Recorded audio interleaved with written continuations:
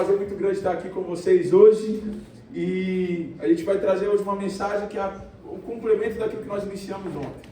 Eu já estava treinando meu francês, pastor. Já estava bonjour, croissant, Paris, merci. Já vou sair daqui sabendo 4 palavras, irmão. Glória a Deus, já está melhor do que quando eu cheguei. Aleluia, glória a Deus. Quero trazer uma mensagem para você que tem por tema: o avivamento vai além do milagre. Muitos de nós queremos viver uma experiência com Deus, queremos experimentar o sobrenatural, queremos acessar o extraordinário, mas nós precisamos entender que a nossa experiência com Deus, o nosso relacionamento com Deus, não se resume apenas a uma manifestação dos céus, não se resume apenas a um milagre específico, não é apenas um momento da nossa trajetória. Deus nos chama para ter uma vida abençoada.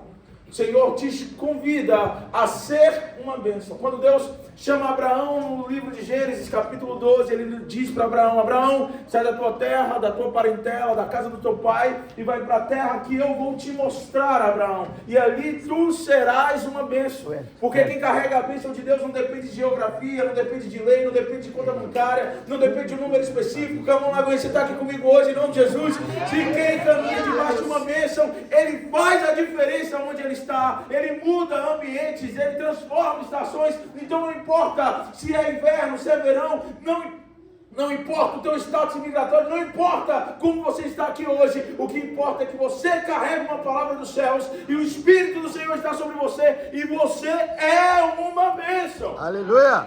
Você é uma resposta, você carrega unção e autoridade. Você precisa entender que aqueles que caminham com o Senhor, eles são responsáveis por transformar ambientes. Quando Abraão tem uma discussão com seu sobrinho Ló, os pastores de Abraão discutem com Ló, e nós sabemos que até então Abraão estava em desobediência, porque a palavra inicial de Deus para Abraão foi: sai da tua terra, sai da tua parentela. Ele carrega consigo o seu sobrinho, talvez por compaixão, porque o pai de Ló já havia morrido, Arã. Ele carrega com os seus bens, carrega com a promessa que ele havia recebido, algo que parecia ser, ou intencionalmente era uma ação de compaixão, mas na verdade estava travestida de desobediência. E muitos de nós pensamos muitas vezes ter boas intenções, mas na verdade o que nós estamos carregando dentro do nosso interior são padrões de desobediência. Mas isso a gente já quebrou aqui ontem, em nome de Jesus. Amém. Glória a Deus. Então nós vamos perceber que Ló tem essa discussão com seu tio Abraão, e Abraão diz: meu filho, não vou brigar. Faz o seguinte, escolhe um lado. Para onde você quer ir? Se você for para o leste, eu vou para o oeste. Se você for para o sul, eu vou para o norte. Não haverá entre nós contenda, Ló. Porque Abraão tinha a convicção de que ele não precisava de um ambiente perfeito para ser uma bênção, mas ele sabia que quando ele estava na presença, ele podia prosperar, independente de qual fosse o ambiente, independente de qual fosse a estação. Aquilo que Deus libera sobre você muda e transforma lugares, muda e transforma ambientes. Eu não sei como você chegou aqui hoje, eu não sei como estão os teus planos, eu não sei como é que está o teu pensamento, mas eu quero te dizer: você carrega em si mesmo aquilo que é poderoso para transformar o ambiente onde você está, a geografia onde você está posicionado. Por isso eu quero ler com você hoje 2 Reis, capítulo 8, versículo 1 ao 3. Você está com a sua Bíblia. Ah, pastor, mas aparece na tela mal. O dia que crente lê a Bíblia, pelo menos no domingo, em nome de Jesus, amém? Nós vamos ler junto, então abre aí a sua Bíblia, seu aplicativo, você que está com seu celular, abre aí 2 Reis, capítulo 8, versículo 1 ao versículo 3. Glória a Deus. A palavra do Senhor vai dizer: e falou Eliseu àquela mulher cujo filho vivificara, dizendo: levanta-te e vai-te, tu e a tua família, e peregrina onde puderes peregrinar, porque o Senhor chamou a fome, a qual também virá à terra por 7 anos. E levantou-se a mulher e fez conforme a palavra do homem de Deus, porque foi ela com a sua família e peregrinou na terra dos filisteus 7 anos. E sucedeu que, ao cabo dos 7 anos, a mulher voltou da terra dos filisteus e saiu a clamar ao rei pela sua casa e pelas suas terras. Aqui nós vemos Deus avisando uma mulher. A sunamita não era o nome dela, é porque ela era uma mulher proveniente da cidade de Sunem, portanto ela era uma sunamita. Essa mulher, ela recebe uma informação do profeta dizendo: olha, Prepara a tua casa, porque a terra onde você está vai passar por uma fome de 7 anos. Pega a sua família e vai para outra terra, porque este lugar está debaixo de um juízo de Deus. Geralmente, quando Deus mandava uma fome sobre uma terra, sobre a nação de Israel especificamente, é porque havia um período de juízo, onde Deus estava julgando a desobediência do povo de Israel. Você vai perceber isso durante toda a trajetória de Israel no livro de Juízes. Parece uma loucura, mas você vai perceber que o povo obedecia a Deus, Deus mandava graça, prosperidade, abria as portas, liberava paz sobre as cidades. De repente o povo se esquecia de Deus, entrava em desobediência. De repente as fronteiras eram abertas para os inimigos, eles consumiam os seus alimentos. Deus mandava uma fome sobre a cidade. Aí quando o povo estava numa dificuldade tremenda, eles olhavam para Deus e falavam: Deus nos socorra novamente, nós precisamos de um Salvador. Deus levantava um juiz, e com aquele juiz Deus libertava o povo, mandava prosperidade sobre a terra, concedia bens, garantia as colheitas. De repente o povo, quando estava bem de novo, eles se esqueciam de Deus, em um ciclo. Então nós vamos ver que Deus está mandando uma fome sobre a terra. E toma essa viúva com um cuidado específico. Você já parou para pensar? De toda a nação inteira, Deus levantou o profeta para avisar para aquela mulher, para aquela família, para que eles viessem peregrinar por outras terras, porque a terra deles passaria por um período de escassez. Deus livra aquela mulher no período difícil. E eu quero te dizer, Deus sempre tem um escape, um livramento para o seu povo.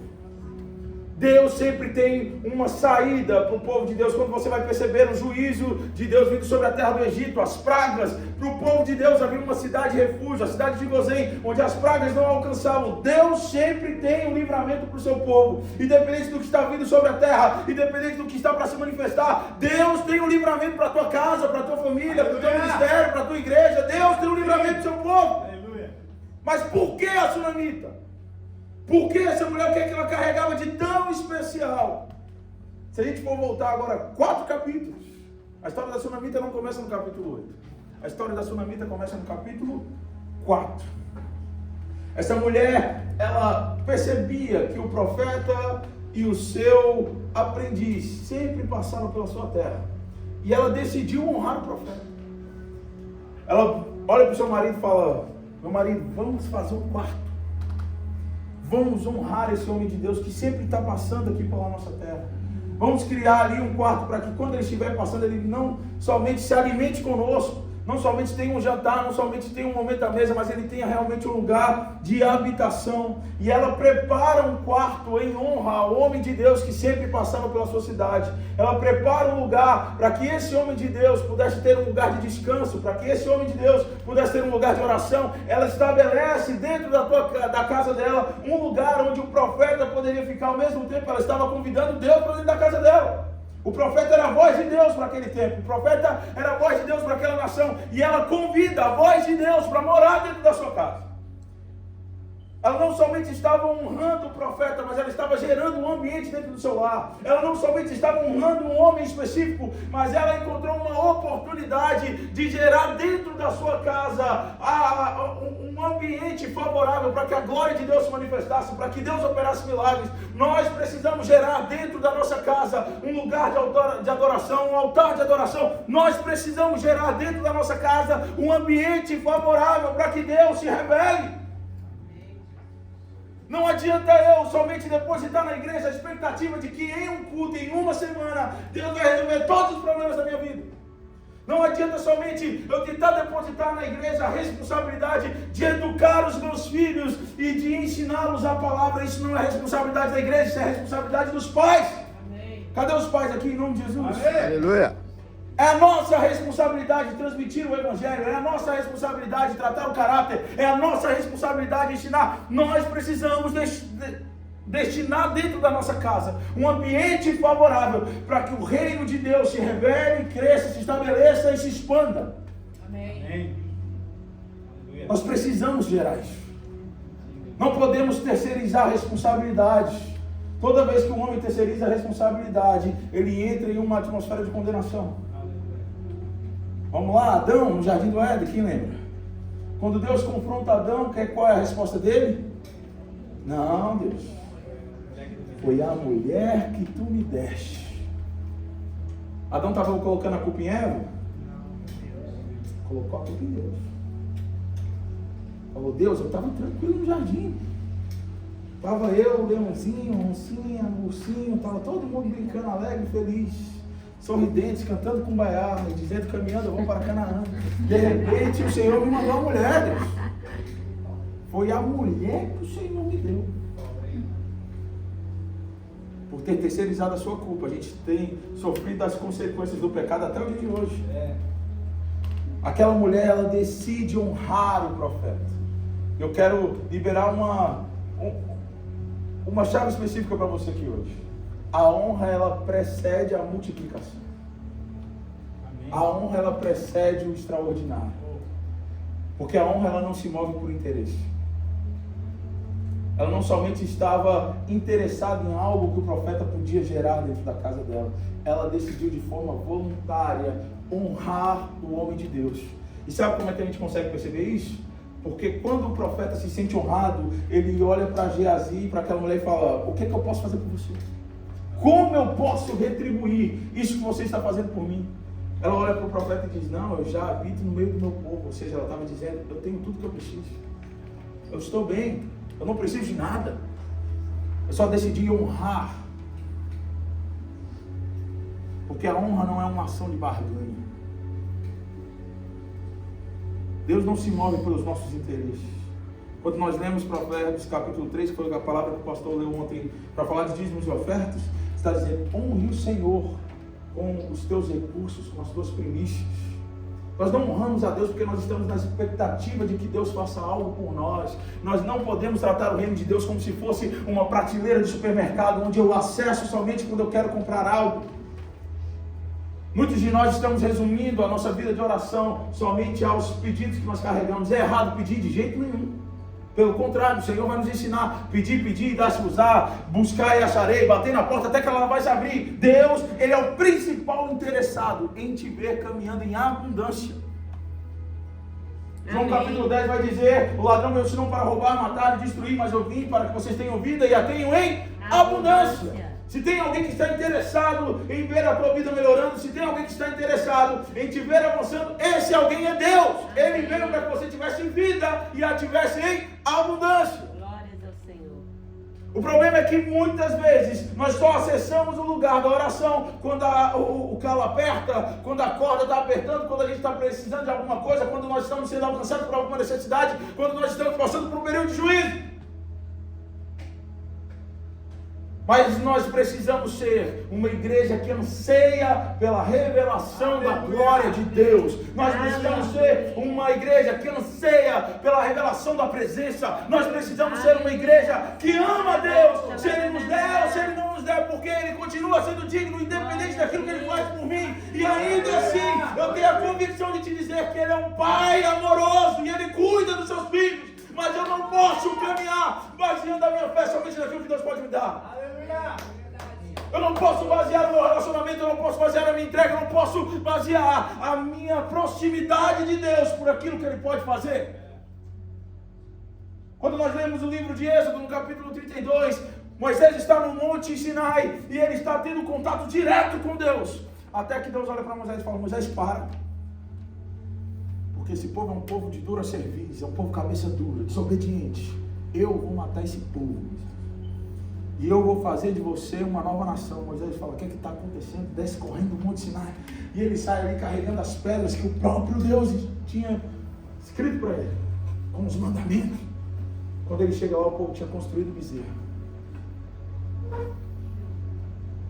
E o que mais me constrange quando a gente lê esse capítulo específico, porque eles se aproximam de Arão e eles dizem, Arão, a esse Moisés nós não sabemos o que aconteceu com ele, mas construa para nós bezerros, para que nós venhamos adorar como os deuses que nos tiraram da terra do Egito.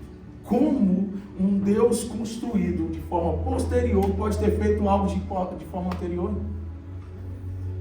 Eu vou construir algo hoje para representar aquilo que aconteceu comigo antes. Não faz sentido nenhum. Moisés destrói o bezerro, faz uma matança no meio do povo. Foi uma loucura. Depois de ler lá, porque não faz parte da nossa mensagem. Mas Êxodo 32, Mas no versículo 33, no versículo 18,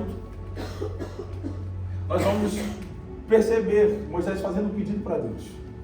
Porque depois que acontece a matança, Deus olha para Moisés e fala: Moisés, faz o seguinte, eu sou um Deus santo e eu não posso caminhar no meio do pecado do povo, senão eu vou consumir esse povo. Eu vou garantir a promessa que eu fiz a Abraão. Ou seja, Deus estava falando: eu vou entregar tudo aquilo que eu prometi para aquele povo. Aí nessa hora que o povo de Deus fala: eita glória! Eu vou receber tudo que Deus prometeu. Meu Deus, aleluia! Sabe, pentecostal já roda no mistério. Deus. Aí Deus fala algo mais ainda, não ficou só nisso, não, a promessa. Deus falou: e eu vou mandar um anjo adiante de vocês, que vai guiá-los até a terra prometida.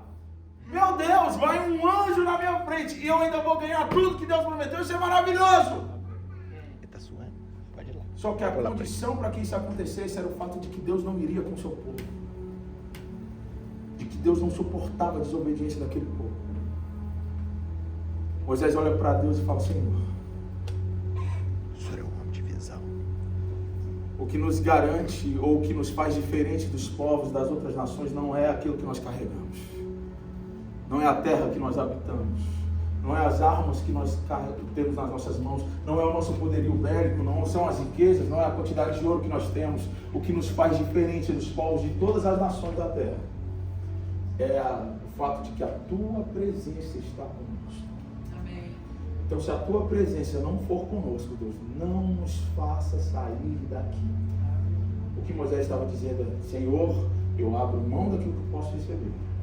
Eu abro mão da promessa, eu abro mão do anjo me guiando, eu abro mão de qualquer coisa, mas eu não abro mão da tua presença. Aleluia! Eu posso perder aquilo que o Senhor pode me dar, mas eu não posso perder a tua presença. Eu posso perder os bens, os recursos, mas eu não posso perder a tua presença. Aleluia! E debaixo de um clamor como esse, Deus decide continuar indo com o povo. E Moisés faz um pedido inusitado. Ele fala no versículo 18 do capítulo 33: Deus, mostra-me a tua glória. E nós estamos falando de um homem que já tinha visto as 10 pragas no Egito, já tinha visto a sarça ardendo e não se consumindo. Esse homem, ele viu o mar vermelho se abrindo. Esse homem viu Deus purificando as águas de Mara, o maná caindo todos os dias. De repente Deus decide se revelar no Monte Sinai, o monte inteiro fumegava. Então nós estamos falando de um homem que viu coisas extraordinárias, e ainda assim ele queria ver a glória de Deus. Aleluia! Quando ele clama por ver a glória de Deus, Deus fala algo ainda mais inusitado. Fala: Moisés, então vamos fazer o seguinte: não há nenhum homem que possa ver a minha face e permaneça vivo. Então eu vou mantê-lo na fenda da rocha, e vou colocar a minha mão sobre a fenda, e eu vou passar.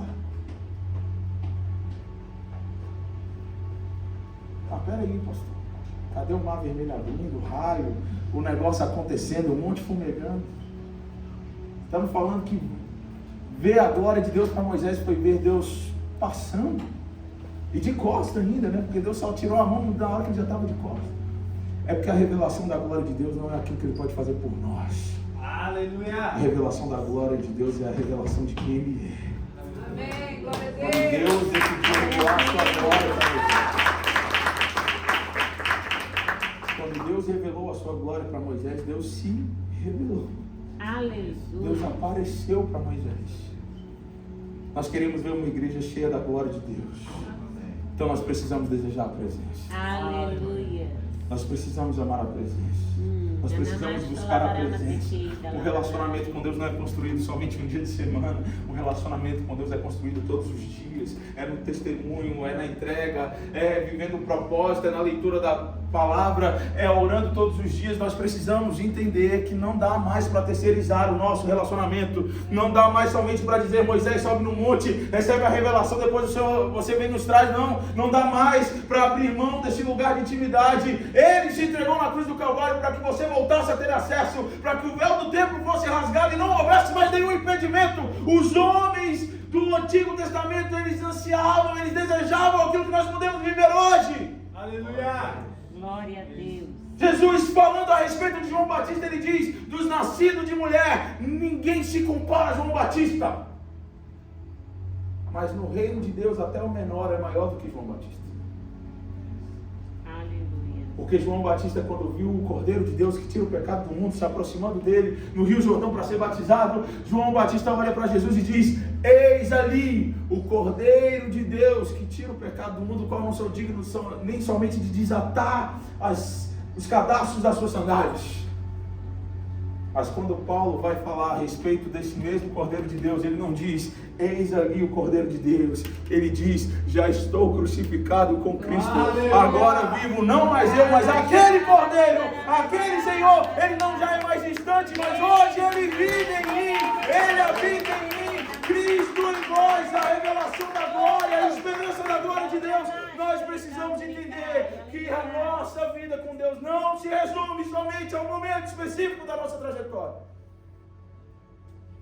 Aquela mulher fez o quarto para o profeta, gerou um ambiente para que a glória de Deus se revelasse dentro da sua casa.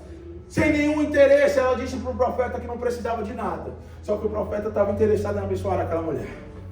O profeta, ele não ia descansar se ele não pudesse abençoar aquela mulher de alguma forma. Então ele disse para Geazi: Geazi, levanta a caveira dessa mulher aí agora. Investiga o passado, investiga a vida dela. Olha tudo que for preciso e me diga algo que essa mulher precisa. Geazi olhou a casa, andou pelos quartos, conversou com os serviçais e falou: ô profeta, tem um negócio. Essa mulher tem riqueza, essa mulher tem bens, ela tem fazenda, mas não vi criança andando na casa. Ela não tem filhos. O profeta mandou chamar a mulher. Fala: Sunamita, vem cá. Nesse mesmo tempo, ano que vem, eu vou vir aqui e você vai estar carregando uma criança. Aí a mulher desespera: não brinca comigo, profeta. Pelo amor de Deus, não faz assim. Porque tem bênção que é tão grandiosa que Deus quer entregar na nossa mão que às vezes até a gente mesmo está duvidando. Deus faz um milagre. Aquela mulher, ela gera um filho. E eu já quero profetizar sobre a tua vida. Aquilo que estava inerte, aquilo que estava inoperante, aquilo que estava infrutífero, aquilo que estava infértil na tua trajetória, uma vez que você dá acesso para o lugar da glória de Deus se revelar, uma vez que você permite Jesus entrar na tua casa e governar sobre ela, aquilo que estava infrutífero volta a frutificar, aquilo que estava inerte volta a se movimentar, aquilo que estava estéril passa a dar vida. Deus te chamou para fruto, dá muito fruto. Deus te chamou para gerar. É tempo de gerar agulha material, é tempo de gerar vida, é tempo de gerar transformação, é tempo de gerar uma nova estação. Deus está te chamando para gerar. Glória a Deus. Passa o tempo, a criança cresce, sente uma dor na cabeça. O pai fala para o serviçal dele levar a criança até a mãe. E aquele menino chega em casa gritando: ai, minha cabeça, minha cabeça, minha cabeça. Morreu. Meu Deus. Morreu no colo da mãe. A mãe segurando aquela criança morta no colo. Ela se lembra que dentro da casa dela existia um lugar que era reservado para a glória de Deus se manifestar. Então, antes de pensar em sepultar o seu filho, ela leva essa criança até o quarto do profeta. Tem coisa que você está segurando nos braços e você acha que até já morreu, mas Deus está te dizendo hoje: não é tempo de sepultamento. Não chegou a hora do enterro, não chegou o momento final, não é a estação final. Deus está dizendo: ainda há esperança, ainda existe oportunidade para manifestação. Talvez você está segurando um projeto, um ministério, um sonho, um chamado, algo que Deus já te disse, um relacionamento, não sei, mas talvez você está carregando no seu colo algo que aparentemente já não tem vida mais, mas Deus manda te dizer: não é tempo de sepultar, não é tempo de enterrar, é tempo de permitir que a glória de Deus se revele e algo vai ser gerado nesse lugar. Glórias. Aleluia. Ela leva a criança até o quarto do profeta e ela corre em direção ao profeta. Eu vou te dizer, boa coisa é ser amigo de quem tem autoridade na oração. Aleluia. Glória a Deus. Com quem você tem se relacionado? Com quem você tem convivido? Quem são seus amigos? Você precisa se relacionar com pessoas de oração. Cadê o time da intercessão? Meu Deus, em nome de Jesus. Aleluia. Junta com esse povo, irmão. Junta com esse povo. Vai para oração em nome de Jesus. Eu vi ali, ó, no Lake News. Tem horário de oração de manhã não, pelo amor de Deus. Vamos orar. Em nome de Jesus. Ela vai até o profeta. Glória a Deus. Ela vai em direção ao profeta e o profeta está sobre um monte e ele olha lá de cima, a sunamita vindo em sua direção e ela olha para Geazi e diz: Geazi, ou ele olha para Geazi e fala: Geazi, vai ao encontro da sunamita e faz 3 perguntas para ela: como está o seu marido, como você está e como está o seu filho. Geazi vai em direção da sunamita e fala: Sunamita, como é que você está? Tudo bem. Como é que está o seu marido? Está tudo bem. Como está o seu filho? O menino estava morto. Misericórdia. Mas ela olha para Geazi e fala: Tudo bem. eu tiro 2 lições dessa resposta da sunamita. A primeira delas: cuidado com quem você abre o seu coração. Quando a gente está no capítulo 4, fica fácil a gente saber. Quer dizer, quando a gente olha a Bíblia inteira, a gente sabe quem era Geazi. Porque no capítulo 5, Geazi ia revelar o seu caráter. Ele ia tentar roubar a oferta que o profeta recusou e ia ficar leproso. No caso de Naamã. Mas no capítulo 4, isso ainda não tinha acontecido. Mas lembra que aquela mulher fez um quarto na sua casa e ela conviveu com aqueles homens? Posso conjecturar com você que talvez durante as refeições ela já conseguia perceber o caráter de Geazi. Durante os períodos de relacionamento ela já conseguia perceber que talvez aquele que era o provável sucessor do profeta não tinha o caráter ideal para que ela pudesse abrir os seus segredos. Não se mova por aqueles que têm a aparência de profeta, irmão. Não se mova somente por aqueles que te dizem: assim diz o Senhor. Porque tem gente que tem a aparência de profeta, mas está com o coração muito longe de Deus. Posso te contar um segredo aqui, porque a gente aproveita que está longe de casa e a gente desabafa. Mas quando eu estava no Brasil ainda, eu conheci um profeta que revelou tudo que eu iria viver nos próximos 10 anos. Não, revelou o profundo, o oculto e o escondido. Foi, rapaz, assim, eu falei: meu Deus, coisa extraordinária. Passou uma semana, aquele homem me roubou $600. Então, ele não revelou. Pelo contrário, né? Ele usou do dom para poder, né, acessar o meu coração, meu Deus. Saiba com quem você abre o seu coração. Não revele os seus segredos para aqueles que não carregam caráter. Não revele os seus segredos para aqueles que não têm intimidade com Deus. Não revele os seus segredos para quem não vai te ajudar em nada. Ai, pastor, mas é gente boa. Tem muita gente morrendo por conta de amigos, gente boa que joga embaixo do ônibus quando pode.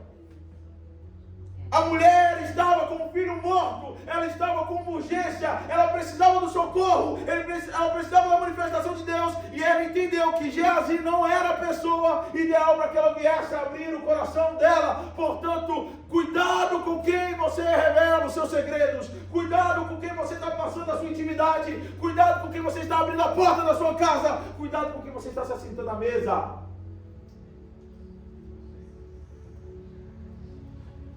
E o segundo aprendizado que eu tomo com a resposta dessa mulher é que eu preciso gerar com as minhas palavras aquilo que eu tenho a expectativa de viver em Deus.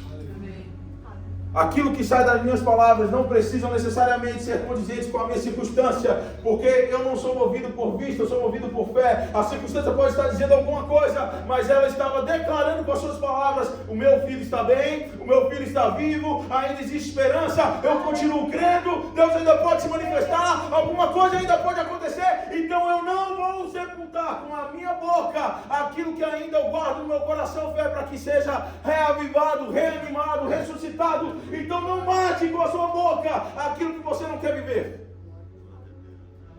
ou aquilo que você quer viver.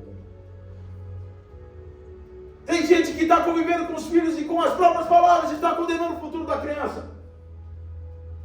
Tem gente que tem esperança de ver Deus restaurando o casamento, mas só libera palavras de maldição sobre a própria casa.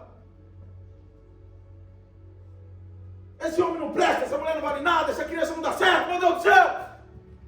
Troque o seu vocabulário e comece a liberar com a sua boca as realidades que você quer acessar em Deus. Está tudo bem, eu ainda creio, ainda existe oportunidade, Deus ainda pode fazer, Deus é poderoso para mudar a minha história, ainda não é o final, ainda não morreu, Deus continua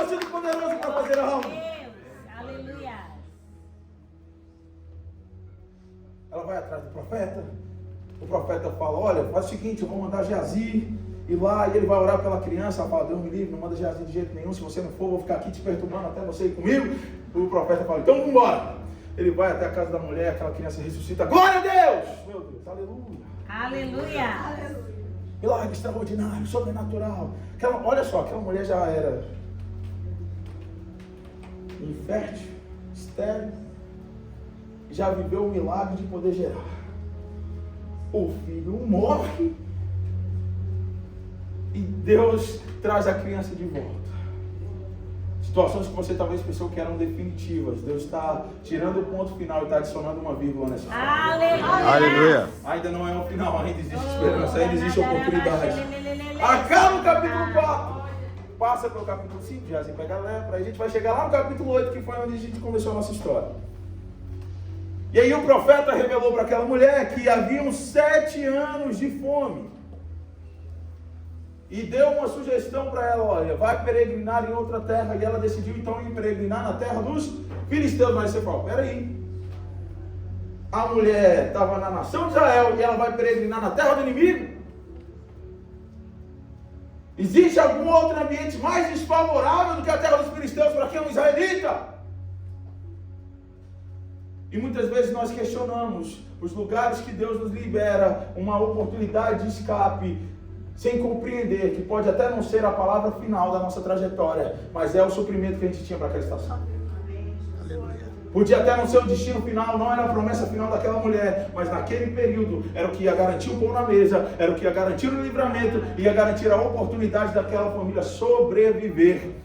E muitas vezes você está questionando o lugar onde você está reclamando do trabalho que você tem, você está reclamando das oportunidades que apareceram, sendo que Deus apenas te deu uma oportunidade para que você continuasse tendo acesso a sustento. Deus está te dando uma oportunidade para que você continue sobrevivendo a essa estação. E eu quero te dizer, pode até não ser o lugar final, mas no lugar da sobrevivência, o nosso coração possa estar repleto de gratidão. Obrigado, Deus, porque não é a concretização de um sonho, mas pelo menos eu ainda estou sobrevivendo, o Senhor ainda está me dando sustento de alguma forma. Não é o trabalho dos sonhos, mas dessa forma o pão está chegando na minha casa, eu estou tendo a oportunidade de sobreviver. Pode até não ser aquilo que você idealizou na sua vida, pode não ser o cumprimento exato da promessa que Deus liberou para você quando você estava no Brasil. Porque você estava no Brasil, recebeu uma palavra, colocou a vida inteira toda dentro de uma mala. E aqui eu fico tranquilo para falar porque você é imigrante igual eu. Glória a Deus. A gente coloca a vida inteira numa mala e segue uma palavra que Deus nos deu. Só que, eu não sei se você é desse jeito, irmão, mas talvez eu tenha menos fé. Mas a minha expectativa é que quando Deus me dá uma palavra, eu entro no barco e é o quê? Sombra fresca. Água de coco, Coca-Cola. O anjo repositor vem com a coca na mão assim. Aquela brisa suave. Porque você fala o que Deus prometeu, Deus liberou a palavra, vai acontecer. Deus me deu uma palavra para ir para a cidade de Boston. Eu me formei em Direito no Brasil, fui para Dallas para fazer o seminário, conheci minha esposa no seminário, me mudei para Boston para poder me casar. Só que quem casa quer? O instrumento de trabalho mais pesado que eu tinha carregado na minha vida inteira era uma caneta, na época que eu trabalhava no TJDFT, que é o Tribunal de Justiça. Uma caneta, irmão. Cheguei em Boston, o primeiro trabalho que eu consegui arrumar, demolição. Porque o pessoal falou, sabe fazer isso? Não. Sabe fazer isso? Não. Sabe fazer aquilo? Não. Sabe fazer? Não. Sabe fazer nada? Quebrar, sabe? Quebrar eu posso tentar, então vai para demolição. Foi basicamente desse jeito. Ganhando $13 a hora. Fui lá, parecia uma máquina no primeiro dia. Só que eu cheguei no mês de dezembro. Mês de dezembro é inverno. Frio! Ele falou, olha, semana que vem nós vamos demolir um basement. Eu falei, bora lá demolir esse basement, glória a Deus. Parecendo uma máquina, eu achando, né? Os outros olhando para mim, não é mole, meu Deus. Muito serviço demais, só. Muito mineiro lá em Boston. Meu Deus, muito serviço esse menino. Aí meu patrão saiu e falou, olha, você vai demolir isso aqui, você vai levar esse lixo lá pro dumpster, que eu vou ali e eu volto. Falei, tá bom. Irmão, estava frio demais, não tinha um rio naquela casa, meus dedos começaram a ficar roxos. Falei, gente, eu vou morrer nesse lugar. Liguei desesperado para o meu patrão. Rapaz, eu vou morrer. Como é que você me deixa no frio desse? Não tem o que fazer. Ele, meu Deus, esse menino é mole demais, pelo amor de Deus. Faz o seguinte. Sobe, porque vai nevar e eu estou pagando o dumpster por viagem. E o dumpster está cheio de neve, eu não vou pagar um dumpster de neve. Você vai entrar dentro do dumpster, você vai tirar a neve do dumpster por lá de fora e você vai organizar o lixo lá de dentro e você vai colocar uma lona no dumpster, porque hoje vai nevar de novo. Eu falei, tá bom, porque quando você está no meio, você sabe que está muito mais frio do que do lado de fora. Lá vou eu para dentro do dumpster e começo a jogar a neve do lado de fora. E me veio uma memória, irmão, quando eu tinha 6 anos de idade. Estava andando no carro com meu pai, atrás dos prédios lá de Brasília, tenho aqui as caçambas de lixo. E tinha um homem mexendo na caçamba de lixo. Meu pai olha para mim dentro do carro e fala, meu filho, está vendo aquele homem lá? Ele estudou com o papai. Então você estuda para você nunca precisar passar por aquela situação. E eu estou dentro do dumpster. E eu começo a chorar dizendo, Deus, eu estudei. Eu ouvi o conselho do meu pai, Deus, eu estudei. De repente eu escuto uma voz dizendo, você não precisa disso. E era uma voz macabra. Eu falei, essa não é a voz do meu pastor. E eu naquele conflito, permitindo com que aquela voz acessasse o meu entendimento, já querendo desistir de tudo, já pegando o celular para tentar ligar para alguém e falar, compra a primeira passagem que eu estou indo embora. De repente, naquele período de conflito, de dor, de amargura, de tristeza, me rendendo, sentado dentro de um dumpster, chorando, eu escuto uma voz que diz, Leandro, a minha graça te basta. Aleluia. E de repente a atmosfera daquele dumpster foi tomada pela presença de Deus. Aleluia. E eu comecei a dar glória a Deus naquele dumpster, dentro daquele lixo. E comecei a dar uma rajada de língua estranha. Falei, meu Deus, eu estava cheio, jogado. Aleluia! Fui jogando, né? Virei uma máquina naquele dia. Naquela oportunidade, Deus me ensinou que ainda que no processo da nossa promessa a gente venha passar por algumas aflições e adversidades, tudo que nós precisamos para permanecer é continuar obediente à palavra que Ele liberou sobre nós. Aleluia! Glória a Deus! Está difícil hoje, irmão. A palavra do Senhor vai dizer que Abraão foi fortalecido na fé, dando Glória a Deus! É na tua dor que tu vai dar o teu melhor glória. Aleluia! É no dia da tua aflição que você vai rasgar o peito e vai falar glória a Deus. Nem que seja no grito, nem que seja no desespero. Quando o Senhor nos direcionou para Orlando, eu passei pela maior escassez da minha vida.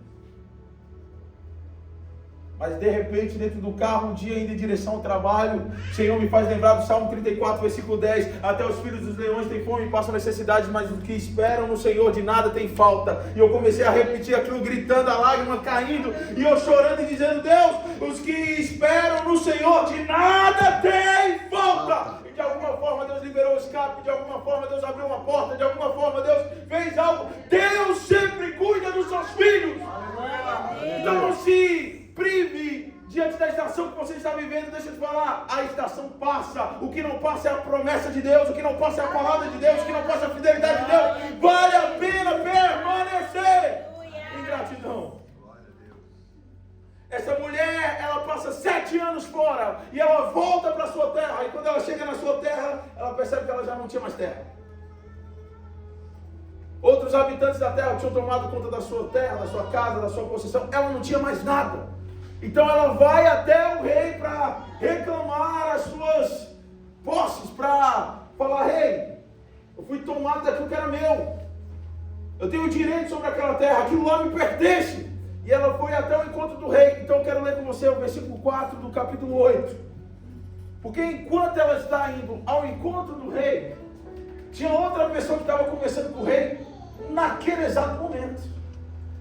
Tinha outro personagem dessa história que estava do lado do rei, quando ela decidiu ir ao encontro.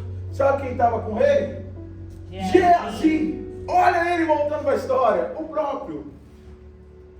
Geazi, ele volta para a nossa história e ele está aqui, ó, versículo 4. Ora, o rei falava a Geazi, moço do homem de Deus, dizendo: conta-me, peço-te, todas as grandes obras que Eliseu tem feito. E sucedeu que, contando ele ao rei como vivificara um morto, eis que a mulher cujo filho vivificara clamou ao rei pela sua casa e pelas suas terras. Então disse Geazi: ó rei, meu senhor, esta é a mulher e este é o filho a quem Eliseu vivificou. E o rei perguntou à mulher e ali contou. Então o rei lhe deu um eunuco, dizendo: faze-lhe restituir tudo quanto era seu e todas as rendas das terras, desde o dia em que deixou a terra até agora.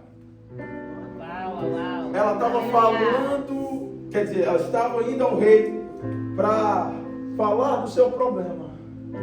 De repente está Geazi do lado do rei dizendo: olha rei, te contar uma história. O pai está mandando que Eliseu, uma mulher construiu uma casa para a gente, construiu um quartinho lá do profeta. O profeta decidiu abençoar aquela mulher e aquela mulher não podia ter filho. Você não vai acreditar, rei. Eu imagino Geazi meio como fofoqueiro. Você não vai acreditar, rei. Aí o rei fala: me conta. O rei também estava ali, ó, dentro da conversa. Geazi fala: rapaz, Eliseu profetizou e aquela mulher que não podia ter filho, teve um filho. O rei: não acredito. Acredita, rei. Estou te dizendo, a mulher gerou um filho, não tinha como ela deu um filho. E você não vai acreditar, rei. Eu já não estou acreditando agora, Geazi. O que está acontecendo? Tu não vai saber. O menino morreu. Eu não acredito. Aí também quero. Deus dá um filho para tomar depois, não estou entendendo o que está acontecendo. Não, rei, mas você não está entendendo. A mulher foi até o profeta.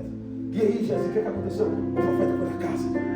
E aí, Geazi, o que aconteceu? O profeta deitou em cima do menino. E aí, Geazi, pelo amor de Deus, o que aconteceu, Geazi? O menino ressuscitou, rei. Não acredito. Acredita, rei. Não acredito. Ele vai levar a porta. É aquela mulher. O rei não acredita mesmo. Olha como é que pai é muita coincidência. Uma vez eu ouvi uma frase que dizia que as coincidências são os milagres dos quais Deus decide não aparecer. Era coincidência demais aquela mulher chegar na hora. Mas era Deus conduzindo toda a circunstância para que aquela mulher chegasse na hora certa, no momento certo, com as pessoas certas. Eu não sei se você crê, todo culto a gente profetiza, você está no lugar certo, na hora certa, com as pessoas certas. E quando esse culto terminar, o teu caso vai transportar. Não é somente um não é somente algo institucional, nós estamos profetizando, porque aqueles que creem na palavra do Senhor entendem que Romanos 8:28 é uma verdade na sua história. Todas as coisas cooperam para o bem daqueles que amam a Deus e vivem segundo o seu decreto. Aquela mulher chegou e disse: rei, tomaram minha casa, tomaram minha terra, tomaram tudo que eu tinha. O rei olha para Geazi: essa mulher mesmo? Não, se o profeta abençoou essa mulher desse jeito, eu também não vou sair deles agora. Fala o seguinte: chama o eunuco aqui. Leva essa mulher para a terra dela.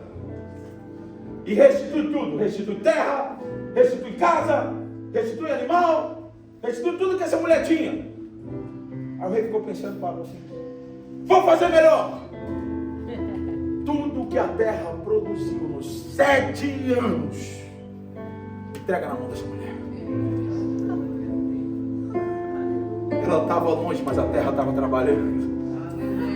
Ela estava distante, mas aquela terra continuou gerando.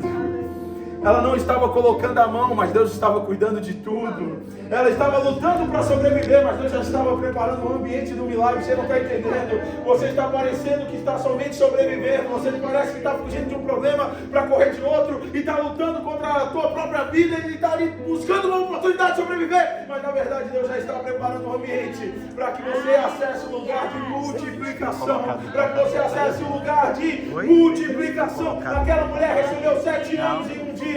Aquela mulher recebeu um trabalho de 7 anos em uma oportunidade. Deus abriu uma porta e ela acessou 7 anos. Eu quero profetizar sobre a tua vida. Aquilo que iriam durar 7 anos vão durar 7 meses. Aquilo que iriam durar 7 meses vão durar 7 dias. Aquilo que iriam durar 7 dias irá durar um dia apenas. Deus está acelerando processos. Deus está abrindo portas. Deus está gerando oportunidades. Lagoinha Montreal se prepara para acessar uma aceleração